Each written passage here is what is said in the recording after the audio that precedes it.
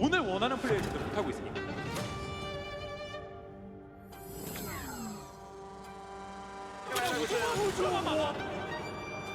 시도 맥도 조성주를 막을 수 없어요.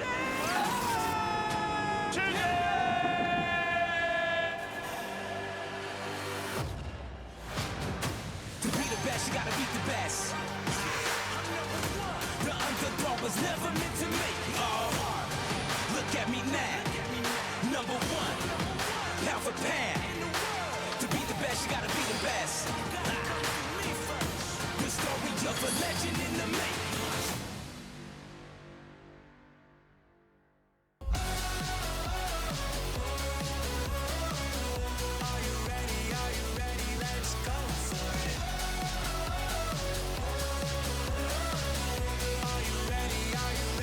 What is up, everybody? Welcome to day 2 here of the GSL Codas. Day 1 for me.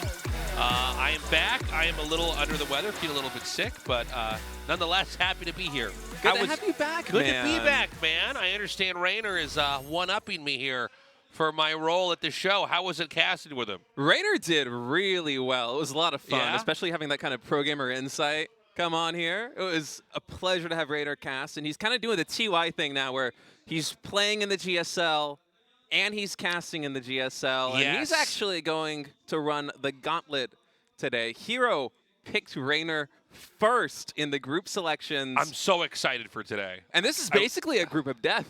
Yes, I mean this could not be a cooler group with the lineup of players that we have here. The fact that I'm still sick, I was a little bit worried I might be too sick to cast today. Like, out of all the days I'm casting so far this year, this was the one I'm most excited for. Yeah.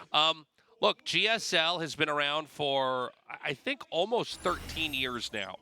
We've had periods of time where some foreign players have managed to look very strong, but overall, they've never gotten deep in the GSL. Really, it was like the very first season we saw herO get top 4. We had seasons we thought it would either be Special or Scarlet or Reynor who would maybe take this season. And I thought it was basically an inevitability that one of these top non-Koreans would do it. But I got a special feeling about this season. I think this could be one where Reynor could absolutely take it. Man, I actually I say want to that know with a 9% prediction here. who's making these predictions. I have to give Reynor way I think more that's than 9%. insane to me. 9%? Maybe that was on the Korean. I mean, it must be, right? I feel like there's a little Forms. bit of pride on the line right there, saying that Reynor, of all people, one of the top 3 foreign players in the world, easy top 5, top 8 players in the world, like no question in my mind, only has 9% to advance from Group B. That's wild to me. I understand the big support behind herO there. By the way, guys, this graphic on screen, GSL, as far as prize pool goes, is now crowd-funded. So if you want to support the show, this is the avenue to do so. You can either get on the Patreon or you can use the Star Balloon feature. That's kind of like bits on Twitch as an example. Yeah. You buy those, you can give those to GSL to support the prize pool. And what does it say here? Finals ticket 2 per person? Oh.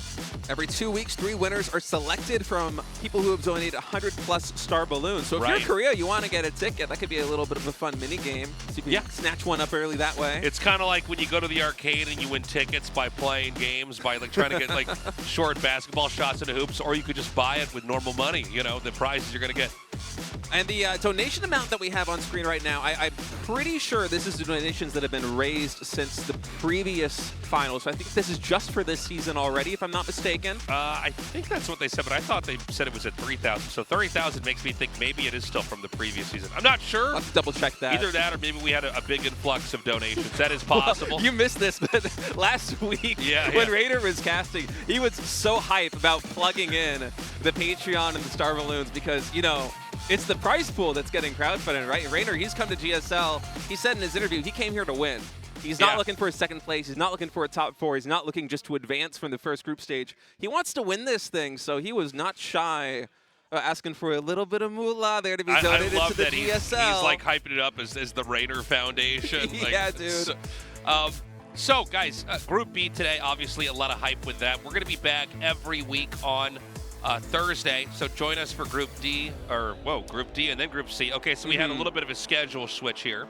Yeah, I think some of these players, I'm not sure which ones, but there's some kind of international event that's going on or online event, so because of the schedule conflict, it's going to go A, B, D, C. It's like the dyslexic version of the GSL. That's right. So. But every group lining up here is be so much fun. In Group A, TY came in, had his last hurrah. He has since retired from StarCraft 2.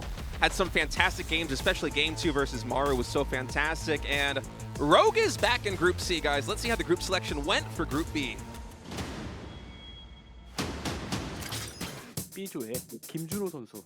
저그 선수를 뽑고 싶긴 한데 보고 싶은 선수들 있는지. 전 사실 레이너 선수 어떻게 생각하는지. No, Toss is too in at the moment. I'm good. Thank you. 레이너가 피해? 혹시 박명호 선수 명호는 제가 안 될 것 같아요. 그러면은 토스 중에 혹시 들어올 선수 있나요? 없습니다. 없습니다. 그럼 마지막으로 테란 중에 원하는 테란 있으면 한번 물어보고 아니면 그냥 뽑겠습니다. 현우가 강렬하게 원하는 것 같은데 제가 보기엔 제 현우를 잘 알거든요. 현우를 뽑아줬으면 좋겠어요. 아니 나 가만히 있었는데 왜 나를? 아니 저는 뭐 항상 말했듯이 이번에도 제 위치를 좀 확인해보고 싶어서. 아 무조건 네. 뽑아야 돼 무조건. 저럴 때 뽑아야 돼 진짜. 아니 그거 말고 명장이 좀 더 낫지 않나? 제가 뽑을 수 있는 선택지가 많은 것 같지가 않아가지고 일단 레이너 선수 뽑도록 하겠습니다. Whoa, okay. 멋있다, 멋있어. 아니 너무 멋있다. Well, as I said, Toss is pretty good, but I think I'm also pretty good right now, and I don't think it was too wise from herO to pick me this early, and I'll do my best to defeat him. 굴러. Good luck. 페이크냐? 레이너 선수는 뭐 생각하신 선수나 아니면 Well, I don't know yet. Does anyone want to join our group? 저 해도 좋을 것 같은데요. It's not bad, but I was more thinking along the lines of Su, maybe. 제가 들어가고 어윤수 선수 남아 있으면 제가 어윤수 선수 마지막 픽으로 선택하겠습니다. No, I think I will just pick Su straight away. 뭐수 메이비 자꾸 하는 것 같은데? 근데 일단은 제가 여기까지 일단 왔다는 게 놀라웠는데 원래 일찍 뽑히면은 제가 레이너 선수 뽑으려고 했었기 때문에 그건 상관이 없고 준호가 있어가지고 그게 좀 어려울 것 같네요. 저조에서 무서운 건 레이너가 아니고 김준호다. 네네네. Okay, yeah, I pick Su. 화났어요. Because I like CVZ, and I think he's a good opponent for me. 어윤수 선수의 지명권을 행사하실 차례입니다. 같은 조 선수들의 생각을 좀 듣고 싶어가지고 I don't know. I don't care. It's all the same. 명우를 뽑기 싫었지만 제 입장으로 말하자면은 이제 3저그가 되면은 준비하기 편하기 때문에 령우 오면은 좋을 것 같고. 저는 당연히 준호가 령호를 싫어할 줄 알았는데 그래서 령호 제외하고 생각하고 있었는데 저는 원하지 않아가지고. B조에 병재형이 잘 어울린다 생각해서 병재형 좀 추천해드리고 싶어요, 병재형한테. 준호 생각대로 하고 싶었는데 이거 어지럽네요. 구미호님 뽑을게요. 레이너 고명재 어떤가요? It's okay. 무조건 우승할 수 있도록 열심히 해봐야 될 것 같아요. 약간 B조를 가면 레이너랑도 게임 해볼 수 있잖아요. 제가 레이너랑 게임한 지 좀 오래된 것 같아서 한번 하면 재밌겠다 이런 생각 했던 것 같아요. 왜 뽑으려고 했냐? 한국 와가지고 레더 돌리는데 사실 뭐 만나봤는데 그렇게 딱히 어렵지 않았고 그리고 그 앞에 있던 순위 선수들이 이미 다 뽑힌 상태여서 레이너를 뽑고 싶었어요. Well, I think my group is tough, but I think it's very doable. I can't believe I got picked first. It's kind of funny, but we'll see.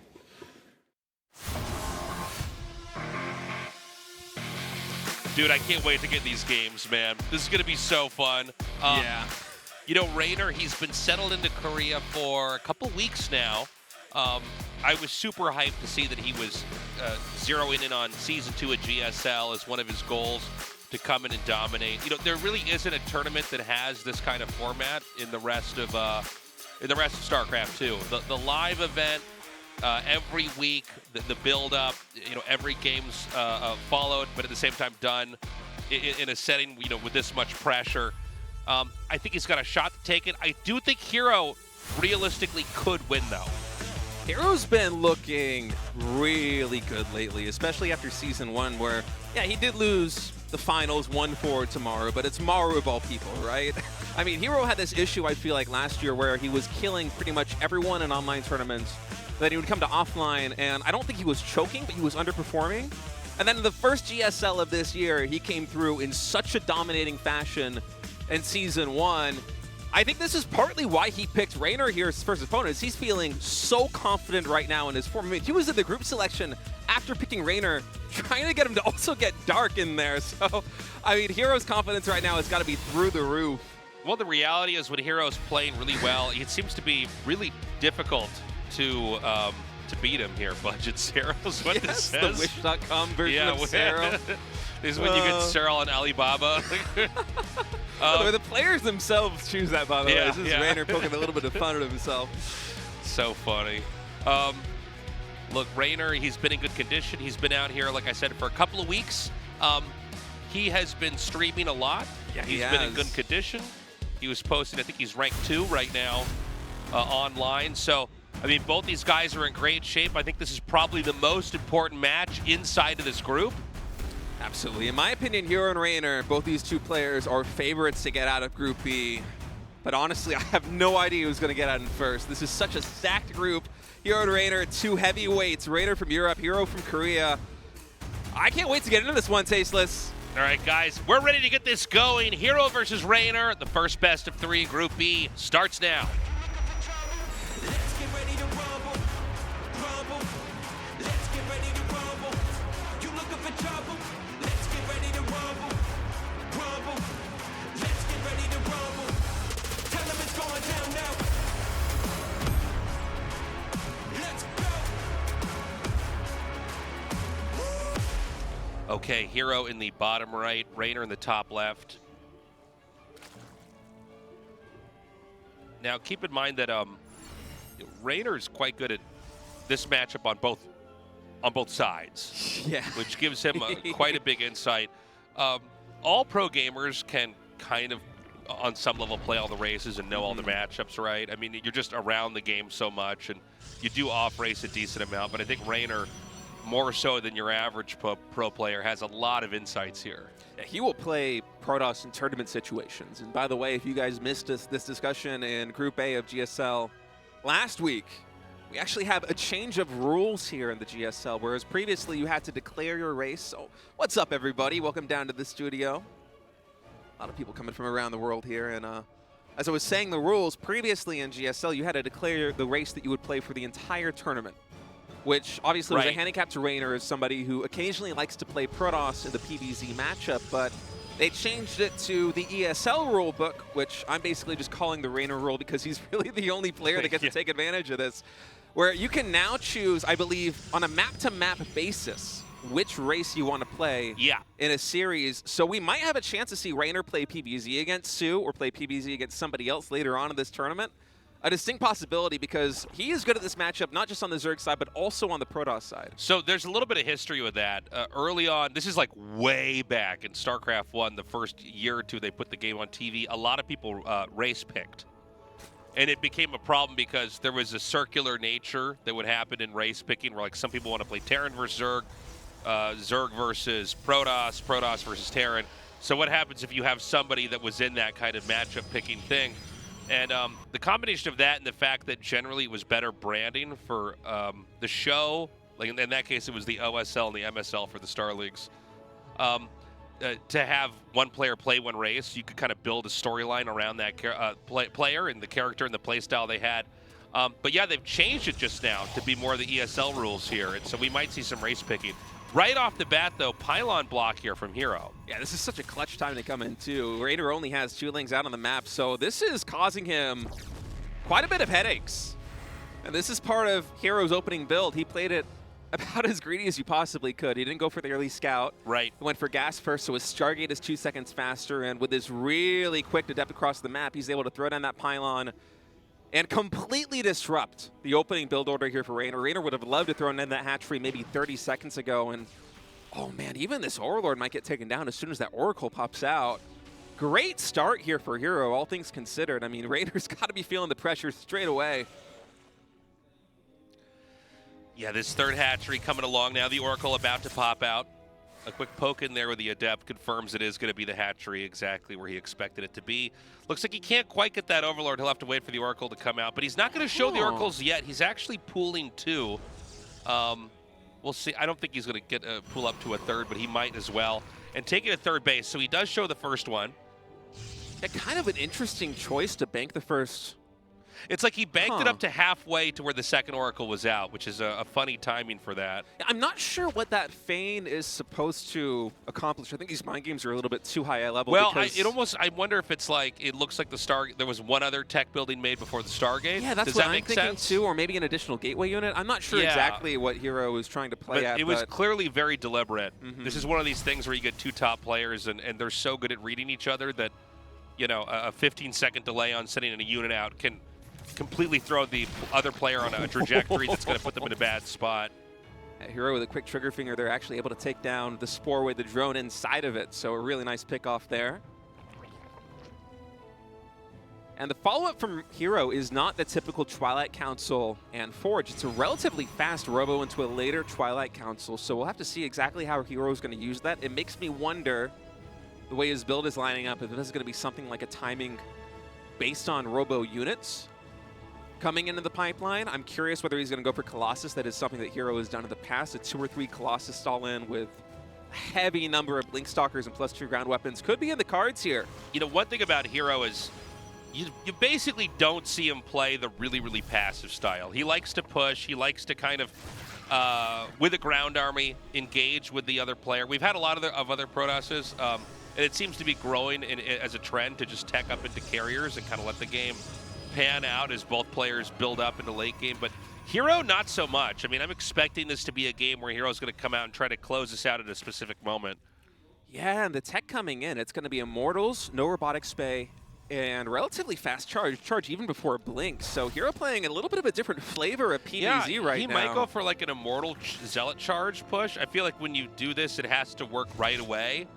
It's not a build that, you know, you kind of do damage over time. He's got 5 more gateways. He does have a Templar Archives coming down as well. Yeah, this is interesting. This might be herO just trying to play Reynor a little bit by the way these links coming in. There is a shield battery. Some nice surface area coverage here by herO, just scooting all these units back into the shield battery, not allowing Reynor to get us around on anything, so Reynor will have to retreat with those lings. And Reynor's only playing 1 Evolution Chamber. He's going for +1 melee attack, which means that if herO's able to hit a timing, I mean, the War Prism's in production. We have 6 more gateways underway. Templar Archives with nearly 600 gas in the bank. Those Zealots are going to be 2-shotting the Lings, Tasteless. This might be herO metagaming Reynor a little bit, and this might even be why he picked Reynor first in the group. If he's gotten to play enough games on the ladder against Reynor that he feels confident enough that he can almost go for a snipish build. Yeah, sometimes you just have, you know, an ace up your sleeve, as in you have one build that you know will beat this player. And so it feels a little bit like that could be the case right now. Now, a lot of roaches are coming out, which means Reynor can sense that this attack is about to come in here. Reynor's trying to take 2 bases at once.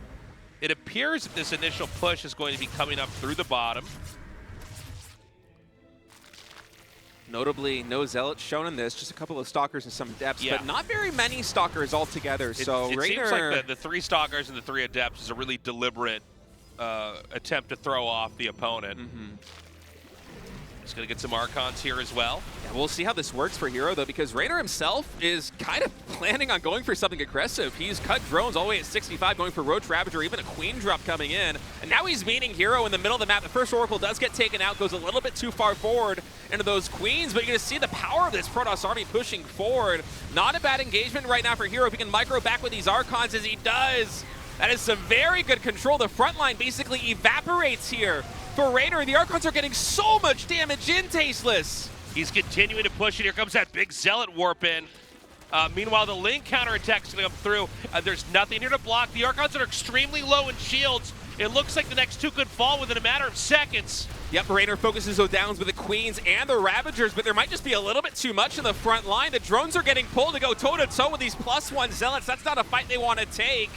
Ravagers trying to get us around. herO doing his best to break through this position, but Reynor, despite these drone losses, he's not actually fighting back that well. I mean, these Immortals, they can just lift back up into the War Prism, and herO can recharge for round 2. I think Reynor's actually okay. I mean, he's lost a lot of drones. He's lost a lot of drones. The push is being driven back.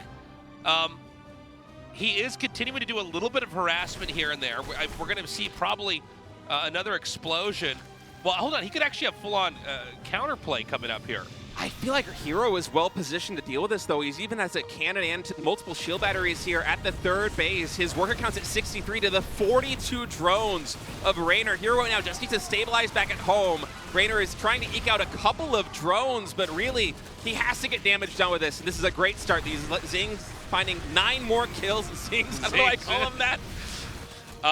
He's continuing to kill off probes. I mean, he's taken out 10 so far. We're going to see them cycle back up into the main. The counterpunch from Reynor is pretty pronounced. We've got drones coming down. Missile attack upgrade about to finish. A Baneling's nest being made. Keep in mind that where that push came in from herO, it was not one that took out either of the new bases. So it is Reynor on 5 bases while herO's still on 3. The counterpunch to the counterpunch is inbound now. Reynor has a couple links to try to come in. The question is going to be, did Reynor overmake the drones? This is, once again, this is a push intended to end the game. He's not trying to shave off bases here. He's trying to come in and do fatal damage. Now those Ravagers in the front line need to get canceled because herO's army is just too much. And what an explosive game number 1 coming in from both these players. That was a really cool game. Yeah. You know, it's funny because I thought the counterattack from Reynor was pretty good, but I think he underestimated the fact that that swing back in there. The fact that the 2 Immortals were kept alive, by the way, from the original push. He had like too many strong units. Once you hold off that attack, you would have banked enough gas that you could just make a couple more Archons, and it's going to look just like the original push that's coming in there. 2 times in a row, we see herO come with a push that's not there to like take out base after base and then go back and get more ahead. Instead, it's there to kill the other player. Yeah, and it nearly decapitated Reynor. He lost an entire mineral line, the fully saturated third base. He was able to claw back almost with the counter damage. I mean, Ling drops and Overlords, how often do you see that in this matchup? Reynor coming through with basically all the tricks he possibly could, but that standing army for herO a little bit too strong, and that builder lineup was really well played by herO. You can see the preparation coming into this match. I mean, what a sick timing push. It was so sick. Ghost River, guys, for map number 2. herO right now with a 1-0 lead. Let's get ready to rumble, rumble. Let's get ready to rumble. You looking for trouble? Let's get ready to rumble, rumble. Let's get ready to rumble. Tell them it's going down now. This is a really quick probe across the map. Oh yeah, it's an Insta Scout, isn't it? Yeah. Scout before Pylon. Coming across the map now. The Overlord's going to see it. Just going to make sure that Reynor cannot throw down that hatchery here on Ghost River. So the drone's going to come forward. He can get the block off over here. Always an annoyance here for the Zerg player, man. Yeah, it's a bit of a sacrifice for the Protoss just because you're not mining with that one probe. This is a dark-esque move coming out from Reynor, though. Wait, he throws down a pool instead? Doesn't go for the hatchery there, the natural. Interesting. Huh. Pineapple pizza. How dare you? He's trying to tilt the Italian. That's right. Trying to tilt the Italian on stage. That's what caused that early pools. You saw that sign. Is Reynor going to go for a hatch block here? I think so. Okay, this is crazy.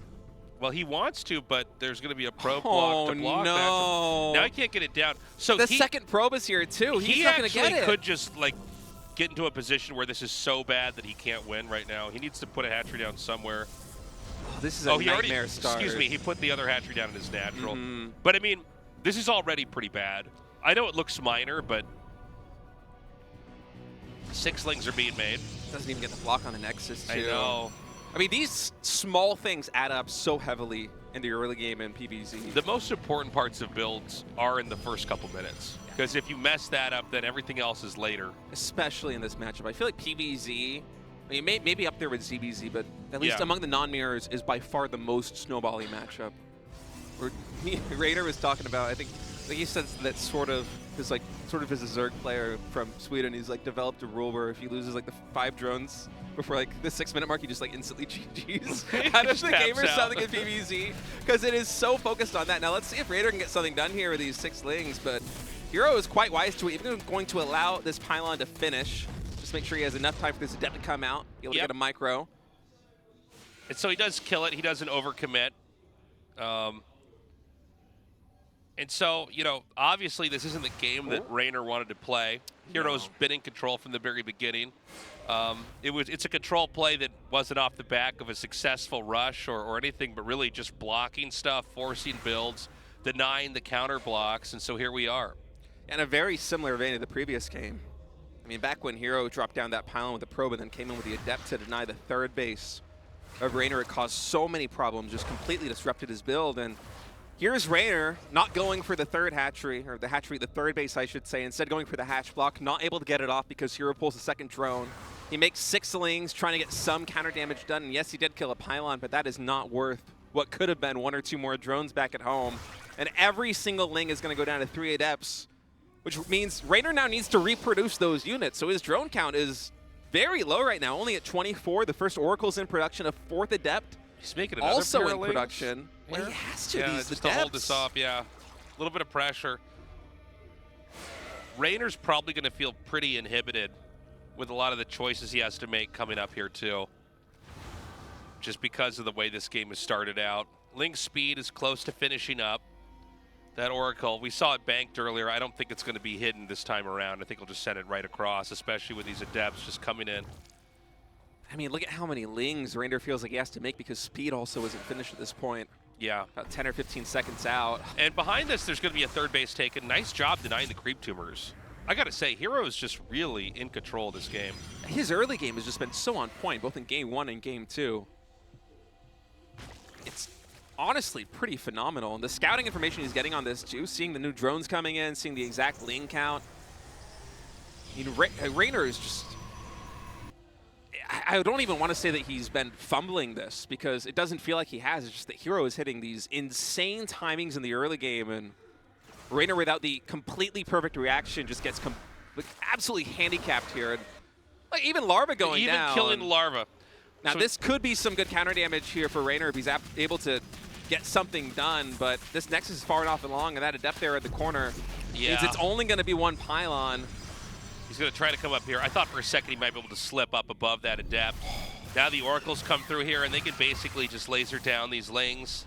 You know, it's an early game that could be death by 1,000 cuts, where herO's just played, like, literally at 100%. He really hasn't had any moment where he's faltered micro-wise. Yeah, and even these lings coming in, there's just been so many adepts slowly trickled out by this early gateway that Reynor just can't catch a break in terms of damage. I'm finally going to be able to get at least 1 probe of counter damage in, but here we're almost at the 6-minute mark. And Zerg and Protoss are basically toe-to-toe in terms of workers. This is not where Reynor wants to be. He was not able to get the damage done that he wanted to get done. And this time it's going to be Blink and a 4th Oracle in production. This is looking really scary for the Italian Zerg player. Yeah. 4 more gates coming down. This is a game where the push might just come out and end Reynor. And oh my God! He just gets there at the perfect timing. Yeah. Literally at a moment where there's just nothing the Zerg can do to react. He's going to send another drone down here to 4th hatch. This is a painful game because you know that you're getting further and further behind. It's a little bit like sinking in quicksand. This feels like one of the best early game PBZs I have seen herO play in a very long time in 2 back-to-back games. Yeah. It's just a really clean play. More gateways now powering up back at home here for herO. Very late forge, and I mean, even killing lings like this with this Oracle, it's not a bad play. I mean, the defense is buttoned up enough back at home there for Reynor that anything you can do to lessen that army count here. Reynor's only at 58 drones. He can't really drone beyond this point. He has to prepare for this push coming cross map. Blink is done, and this is a frightful choke point to try and get us around on here as Reynor. So he's going to go for a counterattack here at the 3rd. Yeah, let's see what the counterattack can do. It's pretty clear that this little pylon here is going to be a launching pad for more warpins. He's making some banelings just out of vision. The adepts don't manage to do anything but force those lings to come up a little bit further. He's heading back. He knows. Didn't see any units in the front. Oh my God. hero's spider senses were tingling. And an Oracle can easily just kill off as many banelings as it has energy. This is very scary for Reynor. I like the Hail Mary play trying to go for this counterattack, and now maybe he's going to be able to clean this up. But even the Sim City coming down here with the pylons. The Lings can't get surface area here on the Stalkers. Nice around here on the shield battery. Oh, Bailing's coming in. If they can get a good connection here on the probes, but they're just a little bit too quick to evacuate from that position. In the meantime, herO now trying to breach the third. Stasis traps going down here in the front line. The Queen's fighting all by their lonesome. Lings now coming in the back line to try and support. It's a good number of Lings here for Reynor. I wonder if this is going to be enough. Those Oracles are relatively low on energy. A blink back to the ramp to try and minimize the service area here, and herO takes a relatively favorable trade. More gateways going down. This one in the front lines as well as the shield battery even. Oh man, that Spine Crawler's just not defended. The Lings were a little bit too far back, and so he's going to lose that. The Stalkers are continuing to come forward here. This gateway is going to be finishing in a second. So more and more Warpins are coming in. The Oracles are low on energy. There's no probes mining at the third. Yeah, the counterattacks have been pretty good here for Reynor. He's levying a lot of pressure on that third base of herO. Disrupting the mining means that the reinforcements coming in and now catching all these probe kills and actually going to force a recall from the Protoss player. So this is Reynor buying himself some much needed time on the front line. That probe count goes all the way down to 49. So now finally Reynor has a little bit of an economic edge. Lings are coming up now. I gotta say, I feel like Reynor's got a better shot here. These Banes come up. One does connect on the Stalkers, but more Stalkers are going to spill through. There's so many Stalkers coming. At this point, I feel like the army at the front line might be just a little bit too much here. Those are still slow Banelings, so I mean, the splits are pretty easy to manage here. The Queen's also very low on energy, means that these Zealots are going to be able to make mincemeat of the Lings of the front line. The drone's getting pulled once again, and a standing army here for herO. It might just be too much. Banelings, relatively good connections. Bailing speed finally just now finishes, but there's no follow-up. You know, the arc was so perfect from those Stalkers. The numbers are continuing to get lower and lower here. I think that Reynor, if he can't stabilize here, is going to die. There's not enough drones here to back up anything else. The Stalkers, there's more Stalkers than everything else that Zerg has that could fight right now. Man, what an early game from herO, culminating in two absolutely vicious timing attacks, both in Game 1 and in Game 2. And you can see why he was feeling confident enough to pick Reynor first in this group. But I don't even think Reynor even played badly there. herO's early game was just absolutely out of this world. Reynor did a good job of fighting back with the counterattacks, but at the end of the day, herO going to pick up the 2-0 win. I gotta say, herO looks so good. We were saying that I think herO may be more likely to win here. He just looks really strong. Obviously, Reynor not out of this group yet, but he is going into the losers match. It is going to be a long road ahead if he does manage to survive here. Specifically in Game 2, I mean, some of the scariest, early game PvZ, just an exact perfect decision making. Guys, short break. We'll be right back with match number 2 in Group B. Don't go away.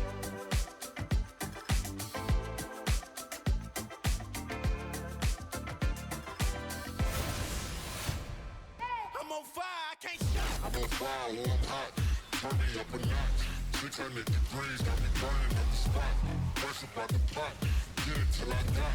Make a feel flame. I'm on fire, I can't stop. I'm on fire, I can't stop. I'm on fire, I can't stop.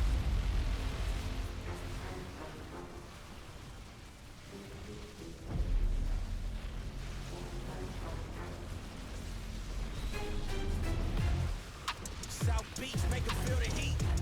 I can tell you fake before you even speak. I'm just heating up, you hit your peak. We not neck and neck, even in my sleep. He said start a ride, I'ma start a fire. Sweet scent of the smoke make me come alive. If you see them by my side, then they bonafide. And you can feel the heat, we don't notify. When we come, pick a side, tell them that you down to ride. It's a fire, everything is lit, lighten up the sky. In the air, long way to the ground. Better hope you fly, like the time. Only get it once before it pass you by. Oh, they know we near. It's getting hot up in here. You know it get heated at the top. I'm on fire, I can't stop. I'm on fire, warm hot, turn me up a notch. 600 degrees, got me burning up the spot. First about the pot, get it till I got. Make a feel flame. I'm on fire, I can't stop. I'm on fire, I can't stop.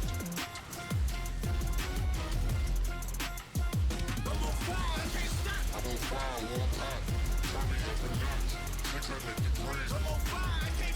on fire,